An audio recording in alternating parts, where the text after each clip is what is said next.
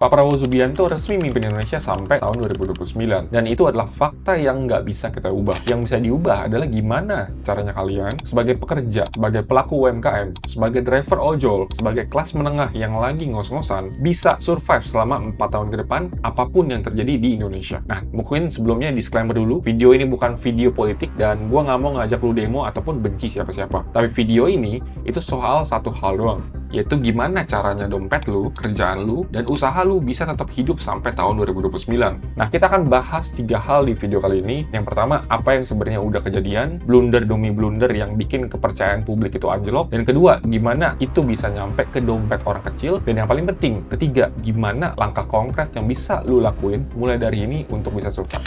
Chapter 1, blunder demi blunder.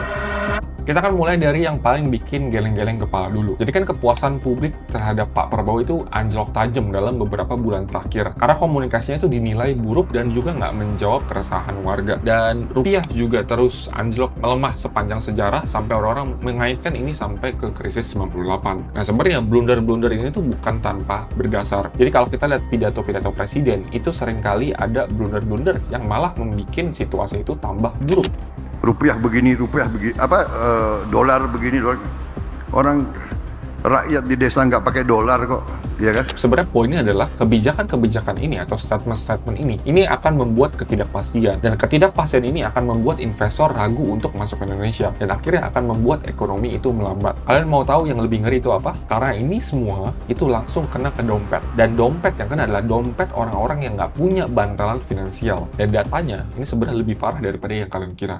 Chapter 2, dari kebijakan ke dompet rakyat. Oke, sekarang kita bicara angka. Data resmi dari Kemenaker, 32.389 pekerja kena PHK dengan periode Januari sampai Juni 2026. Tapi, data dari Apindo atau Asosiasi Pengusaha Indonesia itu lebih ngeri. Sekitar 126.000 pekerja non-aktif akibat PHK, cuma dalam 5 bulan. Ditambah lagi, ada 50.000 orang yang klaim JHT atau jaminan hari tua. Nah, kemudian buat ojol. Jadi, belakangan ini juga ada rumor, yaitu Grab itu mau hengkang dari Indonesia, dan ini cukup viral juga ya di bulan Juni 2026. Dan ini semua dipicu oleh apa? Dipicu oleh peraturan Presiden nomor 27 tahun 2026 yang maksa komisi aplikator turun dari 20% ke 8%. Dan yang bikin kacaunya, jadi ini adalah hal yang tiba-tiba dibicarain oleh Pak Prabowo di pidato Hari Buruh tanggal 1 Mei 2026. Saya katakan di sini, saya tidak setuju 10%. Harus di bawah 10%. Bahkan semua pihak aplikator itu nggak ada yang aware, nggak ada yang tahu bahwa bahkan ada peraturan seperti ini. Nah, kemudian yang bikin driver itu makin gerah, katanya komisi itu turun sampai 8%. Tapi ternyata yang terjadi di lapangan, driver itu tetap ngeluh karena nominal yang mereka terima itu tetap sama. Sama aja Pak ya? Sama aja malah dirugikan. Malah dirugikan dengan kebijakan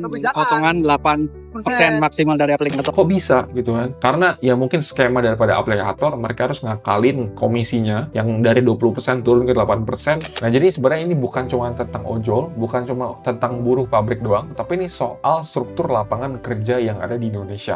Chapter 3, cara survive sampai 2029. Nah, ini adalah bagian yang paling penting, jadi mohon kalian tuh simak dengan baik-baik. Yang pertama, caranya adalah kalian tuh harus bangun dana darurat, minimal 6-12 bulan pengeluaran, bukan 3 bulan kayak yang biasanya. Kenapa? Karena PHK itu sekarang bisa datang kapan aja. Dari sektor yang kelihatannya paling aman pun, itu bisa kejadian. Jadi nggak ada salahnya buat kalian itu nyiapin dana darurat yang lebih sekitar 6-12 bulan pengeluaran. Dan yang kedua, punya asuransi kesehatan atau minimal manfaatin BPJS kesehatan secara maksimal. Karena logikanya simple, di kondisi ekonomi yang ketat, satu kejadian sakit besar aja itu bisa ngabisin tabungan bertahun-tahun kalian hanya dalam 1 malam. Dan yang ketiga, hindari hutang konsumtif dalam bentuk apapun selama 3-4 tahun ke depan. Karena ini bukan waktunya untuk pamer-pamer kekayaan, dan ini waktunya untuk defensif, untuk survival, dan untuk kencangin ikat pinggang. Dan juga hindari KPR. Ya, kalau misalkan kalian memang belum mampu dan juga belum ada dana darurat, yang mendingan ditabung aja ya. Karena sekarang itu bunga di Bank Indonesia juga cukup tinggi ya, hampir 6%, yaitu ada di 5,75%, dan juga harusnya bunga floating KPR juga akan tinggi. Jadi untuk kondisi sekarang,